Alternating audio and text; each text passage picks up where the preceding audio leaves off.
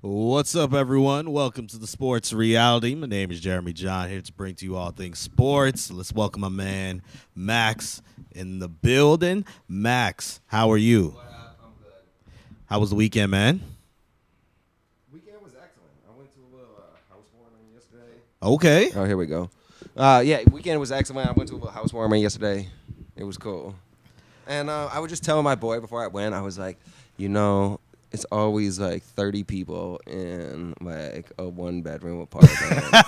And like no one's ever been like, oh, that was such a lit housewarming. That was great. Like I never heard anyone say that. But this one was, dude, it was sick. And at first it was kind of the first thing, except there was like 20 bottles of champagne. Hey, well, I mean, Yeah, and then a little rooftop action. It was great. It was good. that's what's up. That's Yeah, what's so up. I need to go to more housewarming Be parties like more, that. be more of an adult, Yeah, yes. she did that. Yeah. Mine would have been budget compared to that. Yesterday, I was at a basketball tournament. I was a referee for a basketball Nice. tournament. One of my boys put it on. It was all right. I mean, it's some okay players. Where was it at? It was at Spencerville Academy out in I guess that would be Burtonsville, Maryland.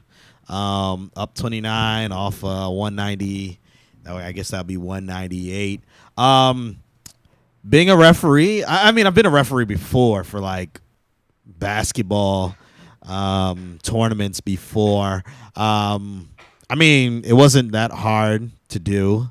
I've watched enough basketball and I've played enough basketball to do an okay job. The caliber of the players in this tournament, a few of them were good. The rest were I would say, mediocre to not good. So that affects the way you officiate the games. I know you played baseball, right, Max? I didn't do baseball. I did a little bit of hockey. You did hockey. I did some I'm hockey thinking and a about little soccer. I'm thinking about Jacob. Jacob played baseball. You played hockey. So so can you officiate a hockey game like right now? Could I officiate it? Nah, definitely not. You couldn't do it. I definitely couldn't do Like it. not even a pickup. Like I'm not talking about a professional hockey game. I'm talking about like the local ice rink. They just got some guys there and they want someone to officiate a game. Yeah, maybe like a little bit to Okay. a degree, but still probably not. I probably wouldn't be that good at it. I'll be honest. Well, I'll be honest with myself. I think I'm pretty okay at it, pretty good at it. I've been used to it. Interesting thing. This is something when you play in these type of tournaments, and you only have like 2 referees on the basketball court compared to 3, because at times we only had 2. You're not going to catch everything. And we had quite a few guys who were whining and complaining. And usually the whiners and the complainers are usually the those who aren't really good themselves. Exactly. That's how it always is. And that's the like 4 or 5 really good players, if they had a frustration, they'll voice it and then keep on going. It was the bums that just kept on whining. Like they It's just always kept something. on It's whining. too hot. It's too cold. Oh, he touched me. He ain't let me come down. Like how you missed that? And be like, look, bruh, you're soft anyway, so of course you're gonna be flailing all over the court. Like, so you had that, but overall, it went pretty well. From what I understand, they were doing a mission trip with Habitat for Humanity.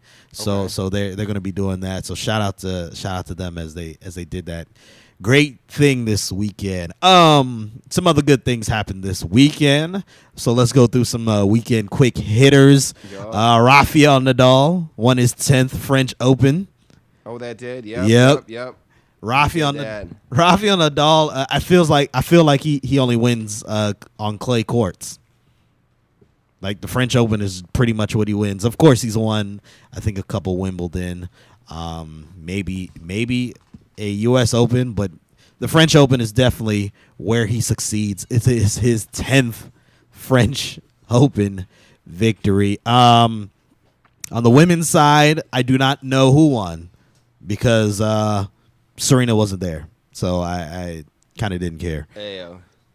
Is that terrible of me that Serena wasn't there, so I had no interest into the women's side? Nah. Serena Williams won the Australian Open, by the way, this year when she was already pregnant. She's Isn't that the something? best. Isn't that something? Yeah. That's how great she is. Serena Williams is probably one of the best athletes to ever play a sport. I'm not going to even say woman athlete. She's one of the best athletes, in my opinion, with the amount of accomplishments. So, of course, when she's not there, I'm not really following, to be honest. We're talking French Open. French Open, yeah. Who won that, Max? Who won that? School me on that one. Helena Ostapenko. Okay, from where? I don't know. She defeated Simona something. Yeah, let's see. Nah, Ostapenko did that. Okay. I don't know where she's from. Yeah. So there you go. Your French Open women's champion, and I already forgot her name, and you just said it. Ostapenko. I'm probably butchering the pronunciation. Yeah. She's Latvian. Since you asked. You said Bosnian? Latvian. Oh, Latvian. Oh. Sorry. I thought you said Bosnian. I was like, wow. I was like, haven't heard of a Bosnian tennis player. I mean, French obviously tenor, yeah. there probably is, but I just never heard of anyone winning from there. Other weekend quick hitters, we had the Belmont Stakes, and I'm going to act like I saw the name. I did not watch it because obviously Taprit, that was the name of the horse that won the Belmont Stakes. Of course, once there's not a Triple Crown possibility, some people drop off with the horse racing, unless you're really into horse racing. But Taprit won the 149th Belmont Stakes. Also, Team USA Soccer, big, I guess you could say, tie last night in Mexico City. You want to hear an interesting fact about USA men's soccer and Mexico City? Yes. The U.S. team has never won a match in Mexico City. A meaningful match. They've won a friendly one time, but not a meaningful international match. Yes. And last night they were up 1-0. Mexico tied it up, but the United States, they definitely held their own and made sure they got out of there with at least a tie. At the rate that they're going in qualifying matches, they are more likely to make the World Cup, which is next year. Can you believe the World Cup is next year? No, that's a trip. It feels like last year the World Cup was in Brazil. I understand last year the Olympics was in Rio. So I can understand why someone will say, well, that's why you feel that way. But no, it feels like not that long ago we were watching was it Germany and Argentina? I think it was Germany and Argentina. Yep, Germany and Argentina play in that epic World Cup final where after the match you had Lionel Messi saying, man, I don't even know if I want to play international anymore because I keep on losing. But, yeah, man, the World Cup next year in Russia. In Russia. Where in Russia is it? I guess Moscow. I guess. Okay. Or it might be the entire. Actually, it might be the entire country. That's usually how it goes. When it's in a country, it's within different parts of the country. It's not like one city. Yeah. Because that's how it was like in Rio. I mean, Brazil's in Rio, and then the other major cities. Yeah. In the country. Let's start off with some hockey. Unfortunately, I got to talk about this. The Pittsburgh Penguins won the Stanley Cup, and I say unfortunately because, as many of you all know, I hate the Pittsburgh Penguins, being a Washington Capitals fan, and today feels. If you're a Washington Capitals fan, I know you're not feeling too well because this was really supposed to be the year that the Washington Capitals should have won the Stanley Cup Finals. Sidney Crosby, third Stanley Cup victory, third Conn Smythe Trophy for best player in the playoffs. He's going to go down as one of the greatest hockey players. That's something that I will not try to say he isn't. I just personally don't like him because he plays for the Penguins and he's an arch rival for the Capitals. Also, he's a little whiner. he's just he goes about things the wrong way. Game 5, he had an incident with PK Subban. Now I understand PK Subban, defenseman for the Thrashers and former defenseman for the Canadians. He has a history. He's somebody that he doesn't play hockey the way hockey players typically play. He's flamboyant. He's real out there. So he's pretty good. So him and PK Subban said that Sidney Crosby insulted him. Game 3 of the Stanley Cup Finals when he mentioned PK's bad breath. Sidney Crosby came back and said, "I never said those things." Then Game 5, Sidney Crosby was bashing PK Subban in the head while he was on the ice. Now I understand these things happen. Like, it's hockey. These are things that happen. However, I do have a I guess not an issue, but kind of bothered me that Sidney Crosby did that kind of in plain sight, and the officials did nothing about it.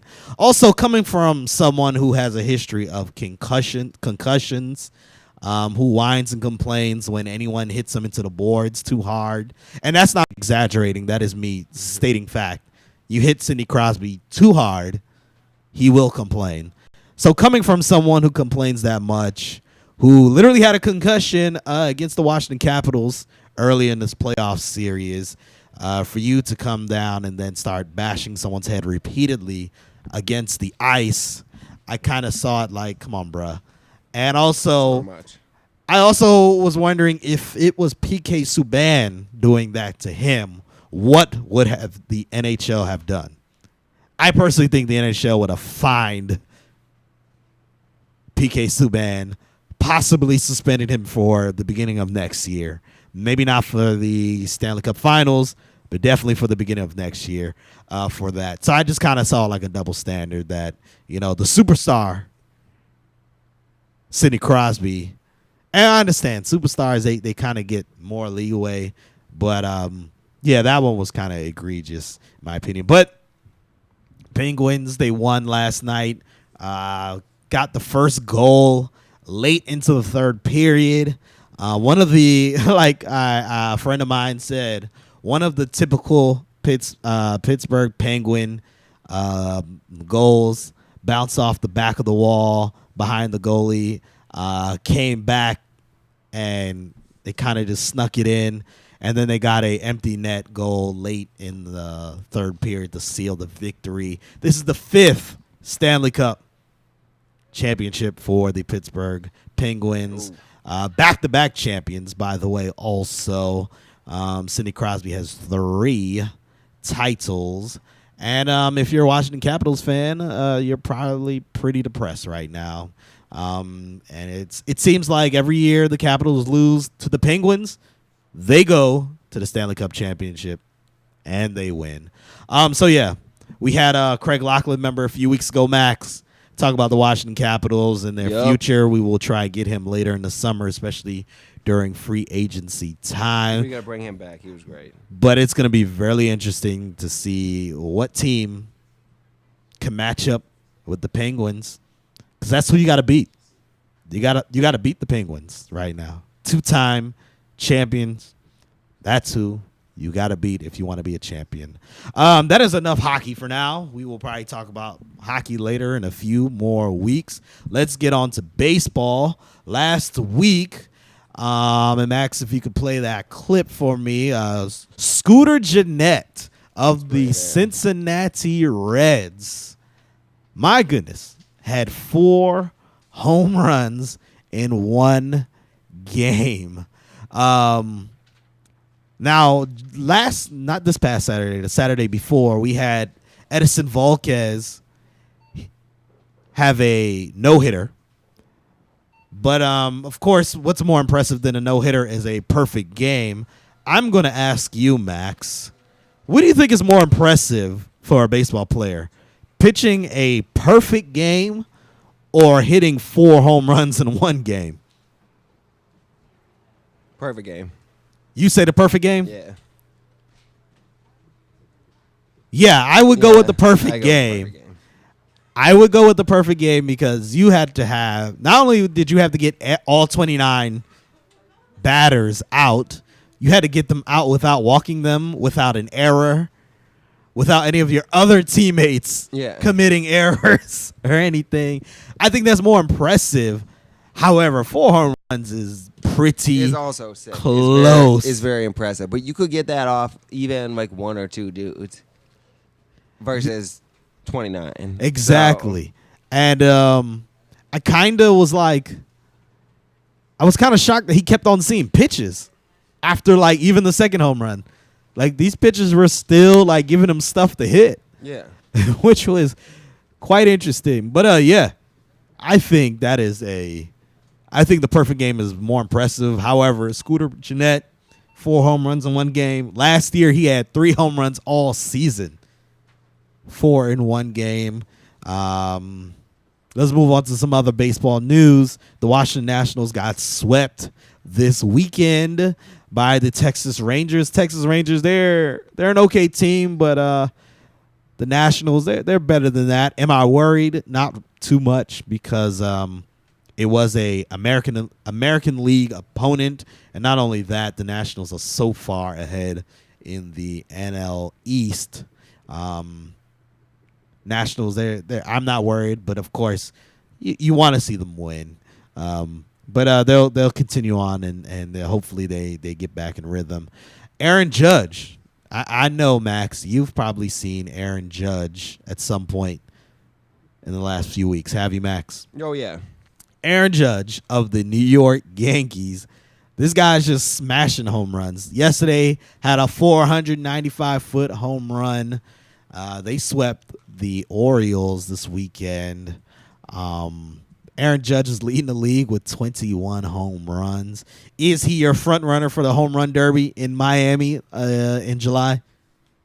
I mean, I don't know. I'm never crazy about the Yankees. I forgot. Yeah. You are never crazy about the Yankees. Yeah, so for those that don't know, Max is a Bostonian. Yeah, but, through and through. No, he's doing his thing. 495-foot home run is pretty incredible. So he's doing his thing. Just last weekend, Aaron Judge hit during batting practice. He hit a home run. This was at the Sky Dome. And for those that don't know, the Sky Dome is in Toronto. The Sky Dome in the upper deck has a hotel. There's a hotel in the Sky Dome, and there's some rooms that are in the upper deck. So if you stay in one of those suites, you can watch a baseball game from your room. Oh, that's dope. I checked the price. It's like $600 a night. I would have thought it'd be more. That's a lot, man. Oh, don't get me wrong, it's definitely a lot. I still would have thought it'd be more though. But yeah, and one day I think I might do it. That might be one of my bucket list things to watch. That seems like something like you'd be into that, right? Yeah, I want to go stay a night at the Rogers Center during baseball season and watch a game from my suite. Yeah, that'd be pretty cool. From my living room of my suite in the hotel. Anyways, yeah. Aaron Judge hit a home run and it hit one of the glass windows all the way up in upper deck. Damn. During batting practice. They said that was an approximately 540-foot bomb that he hit. Savage. This guy's impressive. Not only is he impressive, Sanchez, I think he's the catcher for the Yankees. Also, they have Matt Holliday and Didi Gregorius. Those guys are playing pretty well. I know you're not too happy as a Boston Red Sox fan. Talking about the Red Sox, they had a very good game last night. A game that went ridiculously long. I don't even know when it ended. Major League Baseball has to do something with these long Sunday night games. The game started at like 8:15. And it was like 12:30 and it was still going on. Yeah. So I don't know. Baseball need to do something with that. Before we move on, let's show some bloopers courtesy of ESPN Not Top 10. Let's take a look at them. Top 10 bloopers of this past week. Did you want the sound on it? Okay, my phone.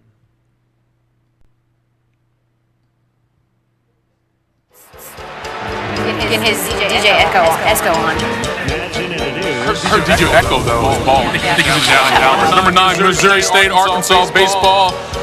Jeremy Ehrman, or Ironman, crosses home plate. What's up, dude? Oh, that's what you get. Yeah. That hurts. Chain reactions. Physics. Stay out of the way. Number 8, Memorial, Justin Thomas.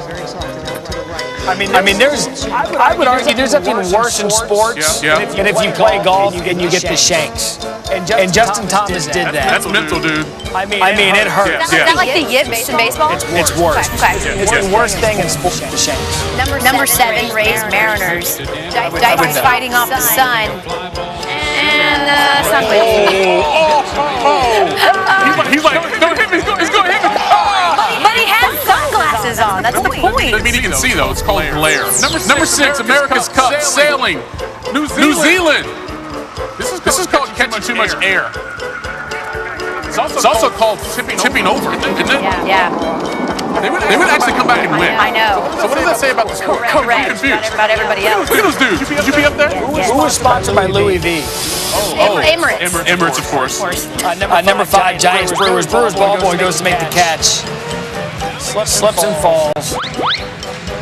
You know what? It's the tennis shoes. You know he'd have cleats. Exactly. That's some spikes. Number 4, Bethune-Cookman versus Florida baseball. Nate Staravetsky here. He hits one deep to left and off the wall, but he thought it was a home run. So he's celebrating, right? Looking at the dugout. Yeah, look what I just did. He's rounding first base, and then he realizes, oh, oops, that didn't actually get over the fence. So it becomes a single. Oh, that hurts. Oh, come on, man. Had me once in Little League, I started taking my helmet off. Oh, absolutely. Yeah, I got the first. Oh. Now see, look. We saw a bad goal earlier, but he hits his teammate in the face, and then it goes in. Like, the throw was terrible on a couple of fronts. When I was watching that live, I laughed out loud. Number 2, Saudi Arabia, Australian soccer, Saudi goalkeeper Yasser Al-Sulayem. That's the guy I was talking about. This guy, Al-Sulayem. Yeah, I didn't know he was on the list. Trash. He should be, though. We've seen this 4 times today, and it's only number 2. Trash. You ready for numero uno? We actually saw this last week. You could put this as number 1 on not top plays every single time. Korean baseball, worst wild pitch of all time. I just don't understand where he was throwing this ball. How you talk about losing command. He didn't get the S and ETH. No. I mean, he was. This is a good one. Steven Souza, what do you do? He dives 40 feet short. Kiermaier's out there like, yo, bro, what was that? Show yard go. He likes it.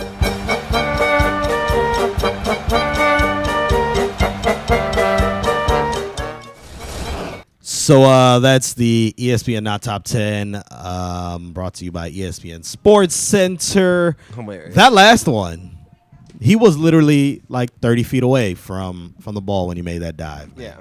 Well, welcome back to the Sports Reality. It's your host, Jeremy John, here with my man, Max Emilian.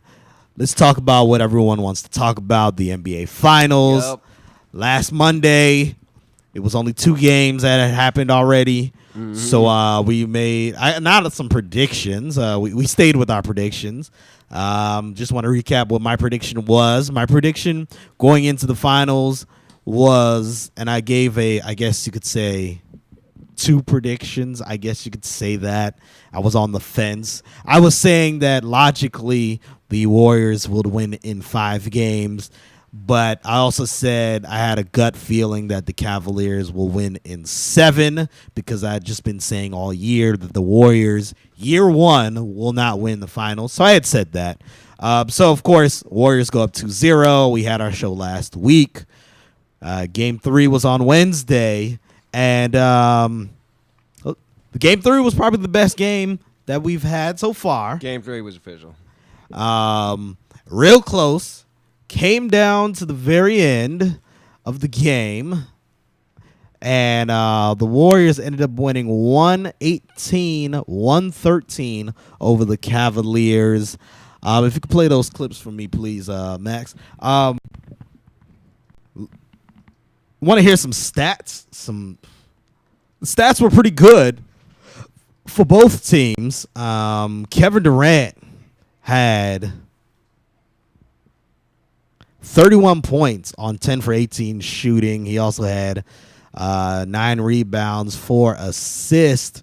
And Steph Curry added 26 points. Klay Thompson. Everyone's been talking about Klay Thompson and what he was or wasn't going to do or how he hasn't been playing during the playoffs.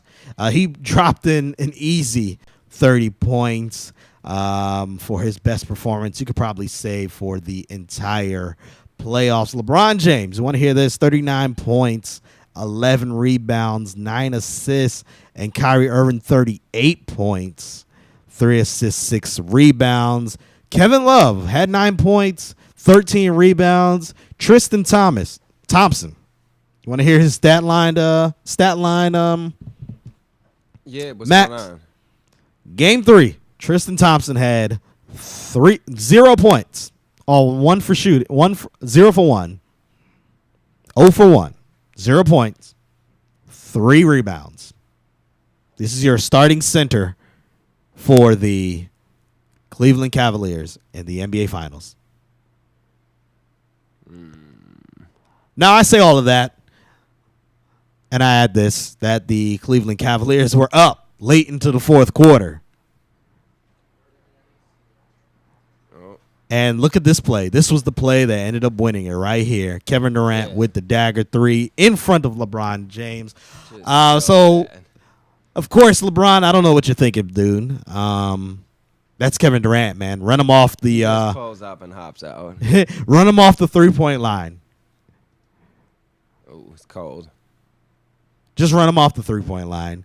But no, he didn't do that. Kevin Durant steps into a shot, hits the 3. But this is what everyone's talking about. Right before that play, LeBron James is going to the hole with Draymond Green, who has 5 fouls. He's in the paint, and he makes the pass out to Kyle Korver in the corner. Kyle Korver takes the shot, and he misses it. Kevin Durant comes down the court, makes his 3, and the Warriors take the lead. So a lot of people were saying, what was LeBron James thinking by passing that ball to Kyle Korver? So I'm going to ask you, Max, from that play, did LeBron James make the best basketball move by passing it to Kyle Korver? I mean, maybe not. Maybe that wasn't the best. I don't know. No.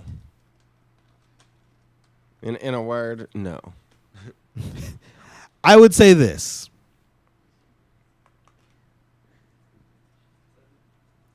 Kyle Korver was open enough to hit that shot. LeBron James was driving to the hole against Draymond Green, who I understand had 5 fouls. But there's also Draymond Green, who is going to be an all-defensive player. He may even win Defensive Player of the Year this year when they announce this summer. Kyle Korver, from that corner spot, hit 65% of his shots. Kyle Korver was also acquired to hit shots like this in the finals. So you could argue it was a good move. I think it was a good move. However, when you are LeBron James, nothing you can do is good enough, to be honest. Because what would have happened if Kyle Korver hit that shot? Everyone would say, great basketball move. He found the wide open player. And not only the wide open player that is capable of hitting that shot. Everyone would say, oh, such a great move. Shows how his leadership and how he could trust in his teammates. And we always hear this phrase, especially when it comes to Michael Jordan, makes his teammates better. Do you know how annoyed I am about that phrase now? Yeah. I'm kind of embarrassed I used to use that as a younger adult. I don't like to use that anymore, where it makes your teammates better by being on the floor. Like, okay, Kyle Korver just missed a shot, in my opinion. Yeah. What if LeBron James takes that layup and he misses against Draymond Green? Yeah, exactly. Outcry. It's going to be, you can't finish. Yeah. and Why didn't you make the extra pass? Why couldn't you have passed it? Yeah, exactly. And not only that, I personally think if he takes the shot and he misses it, the Warriors have an even better advantage on the transition compared to what happened with Kevin Durant. Now, Kevin Durant, he's an MVP caliber player. Kevin Durant is the second best player in the world, in my opinion. He still came down, stepped in to make that three. I think the bigger mistake was LeBron James not running Kevin Durant off the three-point line and actually making him drive or kick it to somebody. But, yes, I think that was the big mistake. I think a lot of people, they just don't like LeBron James. They're just going to say all sorts of things. He can never do right. He can never do exactly. right. I think he made the smart basketball move. It just wasn't executed. And we've actually seen this many times in NBA history with many NBA greats. You know, not every shot is a Kerr three from the wing from an assist by Michael Jordan. Yeah. Not every shot is a Jordan pass to Paxson or, you know, Kobe passing it to Robert Horry or you know, things like that. Like, these things happen. Sometimes you miss the shot. And Korver, it wasn't like he missed it horribly. You know, he missed the shot. That was it. And my definition of a good shot is when even if you miss it, people say, well, it was a good shot attempt. You ever seen some shots when people take it and you're like, why? And then it goes in and you're like, all right, well, it went in. Yeah. That's not a good shot just because it went in. Still a bad shot selection. I think the shot selection was still pretty good, what Kyle Korver took. Korver just didn't hit it. He just didn't hit it. So we move on to game 4. And at this point, I'm kind of thinking, well, why don't we just have the Warriors win? Because the finals have been boring. The Warriors also can make history by being the only team to go undefeated throughout the entire NBA playoffs.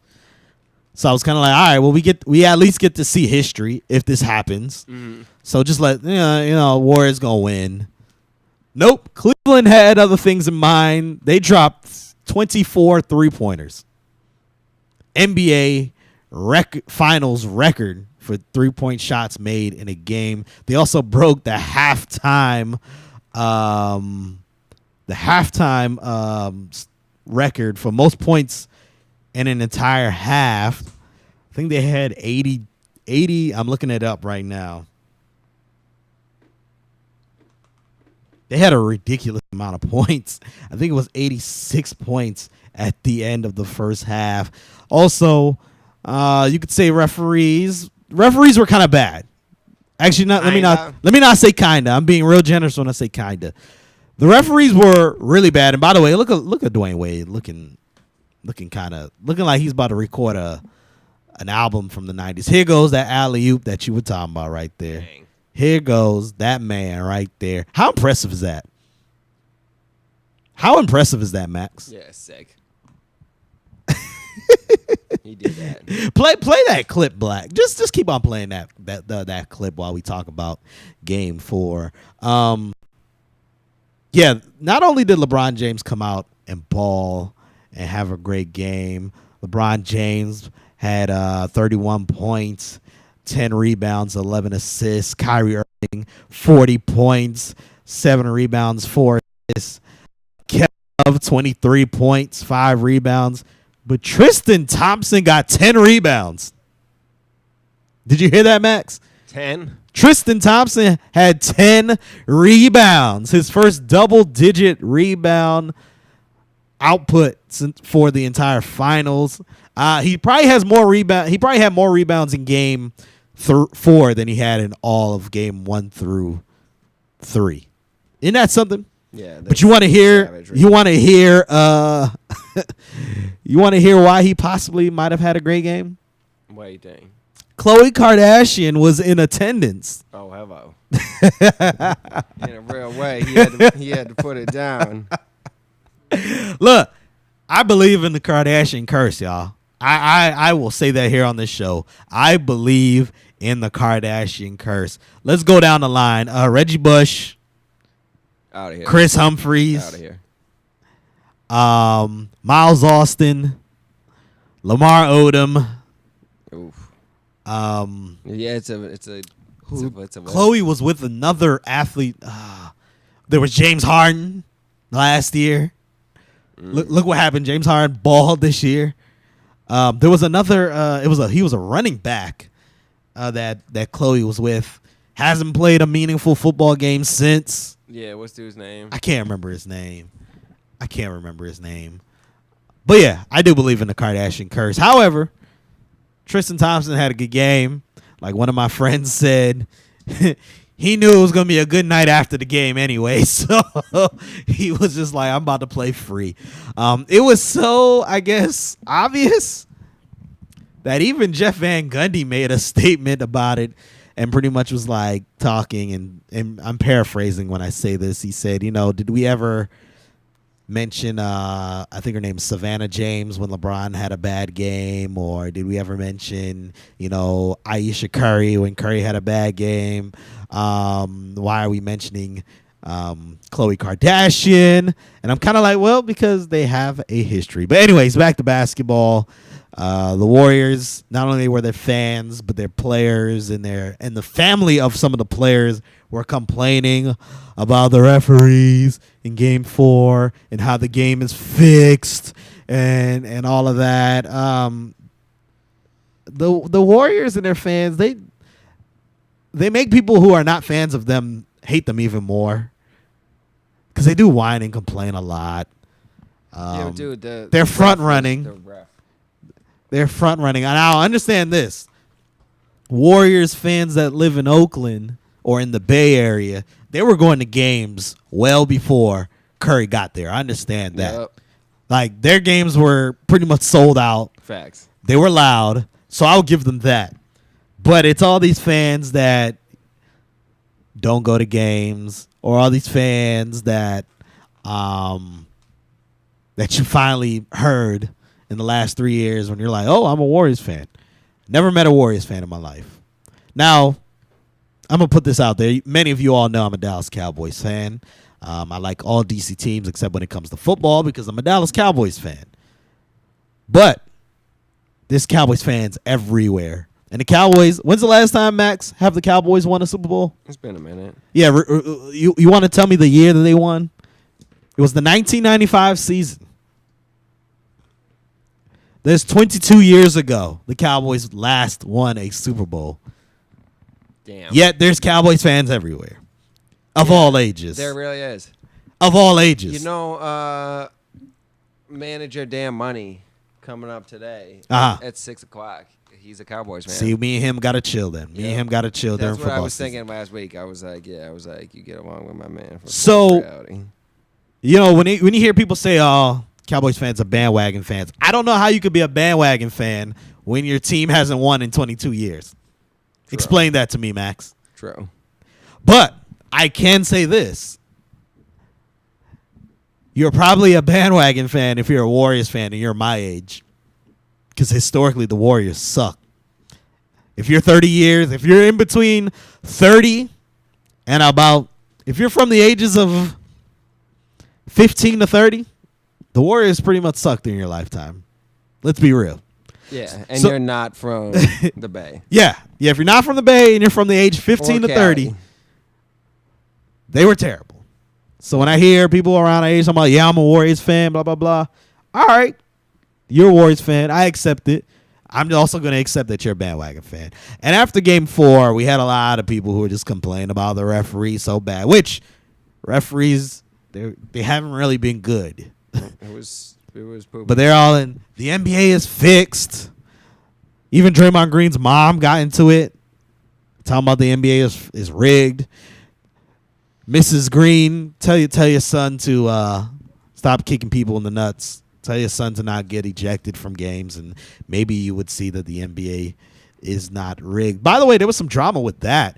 Draymond Green was assessed a technical foul. Okay. And the referees thought it was his second foul. Even the scores people thought it was a second foul. Technical foul. What happened was earlier in the game, Steve Kerr was assessed a technical foul, and the stat keepers, they put it down for Draymond Green. So when Draymond got his first technical foul, of course, the PA announcer said it's the second technical, and the referees ejected him. And he's like, why y'all ejecting me? They had a big discussion, big conference, and then they realized, it was a mistake. So Draymond Green ended up staying for the remainder of the game. So he was complaining about that also. He also said people from Cleveland are not the sharpest bunch. And I laughed because I kind of think the same thing. Oh, come on, man. Oh, Max, you don't know this because you kind of came recently. Yeah. On this show.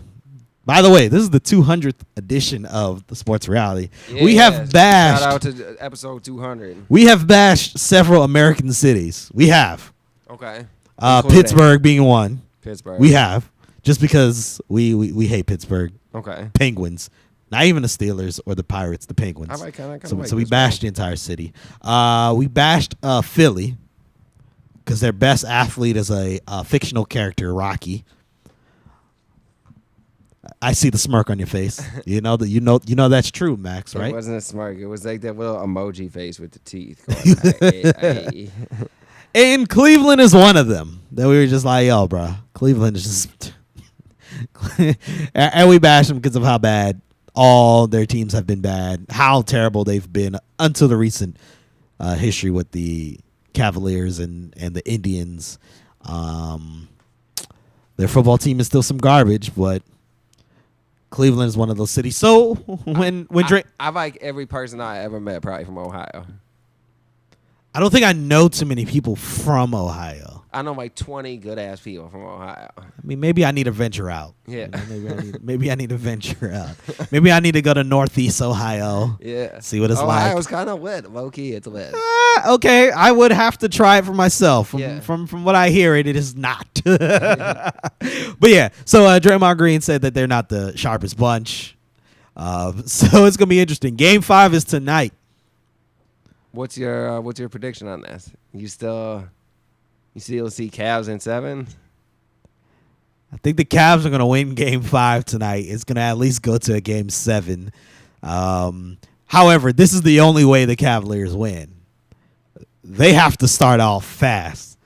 They have to get a lead. And by halftime, they probably need to be up by like 10 points by halftime. And I think the pressure would then be back on to the Warriors because everything comes back. You were up 3-1 last year, Game 5, and you lost Game 5, and then you eventually lost the NBA Finals in 7 games. You also have Kevin Durant, who was up 3-1 against the Warriors, and he fizzled out with the Oklahoma City Thunder. I think the pressure's on if you get that lead. If the Cleveland Cavaliers get that lead, the pressure's going to be on the Warriors, and I think the Cavaliers will end up winning Game 5. How many times does that happen, though? Like that I mean, someone blew a 3-0 lead. That has never happened. And not even like in basketball, like in sports history. That has never happened in basketball. Obviously, you would know of the time it happened in baseball. Ayo. Yep, 2004 with the Red Sox and the Yankees. I think it's happened before in hockey. I think like one but it's time. Never happened in basketball. But in basketball, it's never happened for a team to be up 3-0 and lose. There's been teams that have been up 3-0 and it still went 7 games and then they won. That has happened, I think, once, but never up 3-0 and lose. But we also had never seen a team be up 3-1 in the finals and lose. True. And it happened last year. So, Max, what do you think's happening tonight? Game 5 at the Oracle in the Bay. Cavaliers, Warriors. Who you going with in Game 5? I think they might take it in 5. So you think Warriors taking it in 5? Maybe 5 or. Yeah, I don't know. I think they're taking it either way. Maybe not in 5. We'll see. I'm gonna miss some of the game being here, but I'm looking forward to it. I think Cavaliers end up winning Game 5. This is who on the Cavaliers. We of course know Kevin We, of course, know LeBron James is going to do his thing. Kyrie Irving looks like he's in a rhythm. He's probably going to do his thing. But this one player, I think, is going to finally have a complete game for the Cavaliers, and it might be Tristan Thompson. I think he's probably going to have a complete game. He's going to play good defense. He's going to get rebounds. He's going to get a couple second chance points. So I think Cleveland's going to end up winning Game 5. I hope they win Game 5 because I kind of just want to watch basketball, because after this, ain't nothing happening for a minute. Yeah. Outside of baseball, nothing's happening until about mid-August with the NFL. So, of course, I want to be greedy, and I want to see the Cavaliers win. Will I be surprised if the Warriors win tonight? No, not really. But I think the Cavaliers will win, and I want the Cavaliers to win tonight. Other basketball news, Markelle Fultz, he worked out with the Celtics last week, and he announced that the Celtics would be the only team he would work out with before the draft. It looks like Danny Ainge said it was great meeting with him. He's a very good basketball player, a very smart gentleman. He went to DeMatha. For those not in the local area, DeMatha is a prestigious Catholic all-boys high school that not only spits out great athletes, but great academia individuals. Okay. So went to a great school. So, of course, the intelligence is there. Markelle Fultz said he would love to play in Boston. So Boston has the number 1 pick. Looks like Markelle Fultz will end up being there. Other NBA draft news. LeVar Ball said LeVar that Ball back in the game. Yep, LeVar Ball was dead for a little bit with the finals and everything. LeVar Ball said all of his sons will be one and done.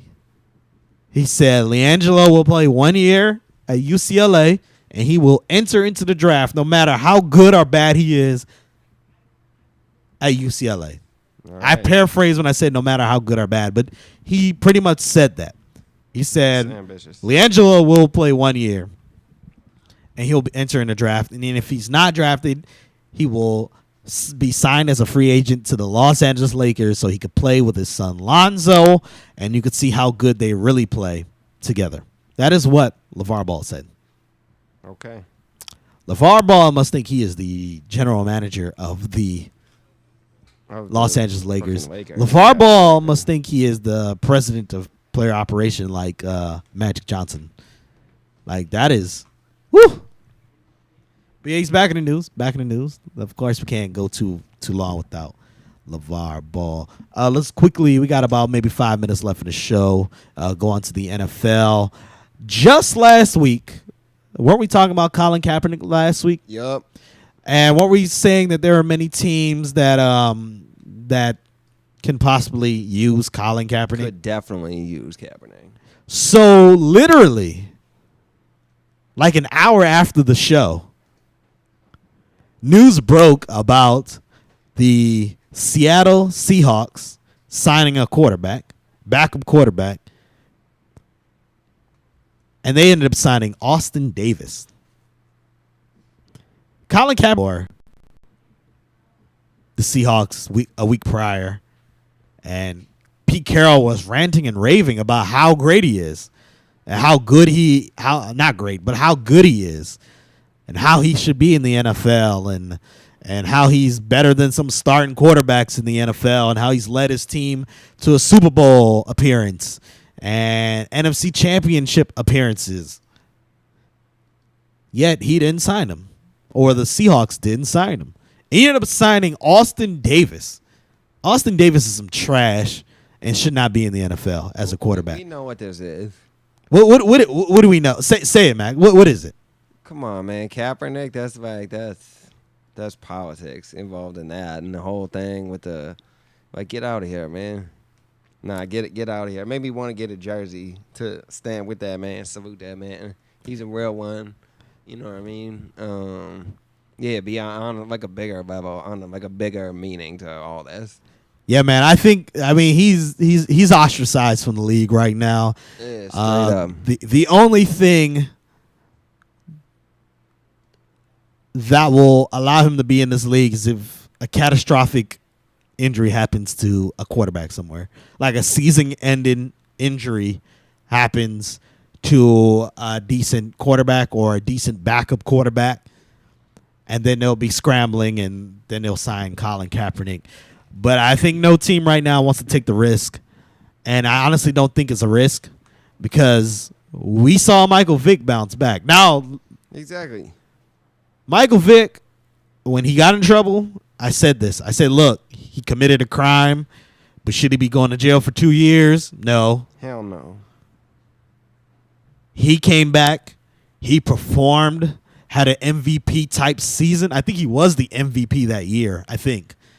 Definitely the comeback player of the year, but I want to say he was MVP that year. I can't remember. We saw Greg Hardy get a second chance. We're seeing Joe Mixon get a second chance, which I think he should, but we're seeing him. What does he need? Why does he need a second chance? He didn't blow the first chance. Who cares? That is a great point that you're saying. No, my Max. man said something that's obvious. That is a great point that you're saying. Obvious. So nah, they're like you're bugging. That is you're a bugging, and people like if you're tight about Kaepernick or people like retiring his jersey or this and that or like something like people's all upset about it. Like you need to. That is a great thing that you Do said. your history. You know what I mean? That is a great point that you make. Tommy Smith and John Carlos, you know what I mean? Uh-huh. Shout out to them. Nah, so if you're tight about Kaepernick, like, come on, man, you got. They're missing the point. That is a great point that you said. Kaepernick didn't blow the first chance. Yeah, he don't need a second chance. Like, nah, he's an excellent ball player, and then also it turns out a pretty stand-up individual. So, like, I don't know, he don't need a second chance in my book.